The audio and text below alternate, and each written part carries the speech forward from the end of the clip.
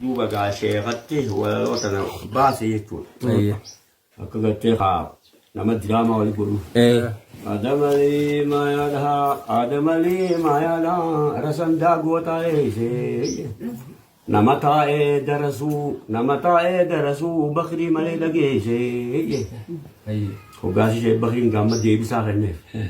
Taa'ullee numa guutaa deemullee numa guutaa neenchi deeyna badeesse kafannii kuma geesse. Maamma ishee bakriidhaa luyni garaa bishaanii kadhiddee lagaa dheesse. Darbanillee fagaanne wanni rabbiin dhiyeesse jeen ishee bakriin qaba. Mucaan ellaanuu elaa dhiiddee zamana tokko jinniin nama dida janiiti boqqolloo keessa halkan bulu.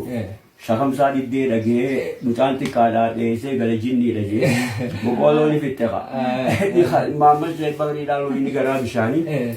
Hadidee lagaa dheessee jeeqaasee bakriin tana lafaa qabaa. Inni nama taa'ee darasu bakrii malee dhageessee mucaan. Taa'ullee nama guutaane laal darasii tana laal wamu hunda darasaa bare. Akki jee laal. Shee bakrii kun kaawukaa dalagu. Wanni amoon dhifkaadha qonna ooyiruu masruufaa jee. Qonna ooyiruu masruufaa tun buraanaa bichaa mire. Oltuufis waa takkan tartuufa.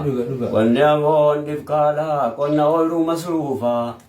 Guusa masruufa oolee ta'amni isaa marduufa. Ayyaana quufan jee doofaa waree afuufa. Gurbaa carraaqe malee en gabroo faana suufa. Gowwaadhaaf firasee wayiriyyaa gaafa kuufa. Akkana fayyalaa ishee bakii. Laal. Ayyaana quufan jee doofaa waree afuufaan tun ma'anaa hedduu qabdi. Karaatumaa uummanni nasiiba bahanii barboo maalii oola. Namumatti du'e ba. Qonnaas namumatti du'e quufa jechuudha. Ayyaana quufan jee doofaa waree afuufa. Gurbaa carraaqe malee en gabroo faana suufa. Gowwaadhaaf firasee hiriyyaa gaafa quufaa. Hiriyyaan gaafa quufaa mana hundaa ol seentee nyaatti qa. Takkanaa tana darasaa mire. Tanaafi qa nama taa'ee darasu bakrii malee dhageessee.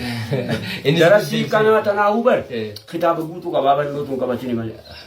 Hedduu darasii hedduu nama toltu hedduu qalbii namaa hawwatu fi akkaataa walii deebisan isaa fi ilmi isaa mamma isaa. Ammallee darasii biraa tanii amma asii isaa ta'e tapha qolloo fi bishingaa walitti darasaniis akka ajaa'ibaati nama isinii gallattisa. Amma ayyee qaba.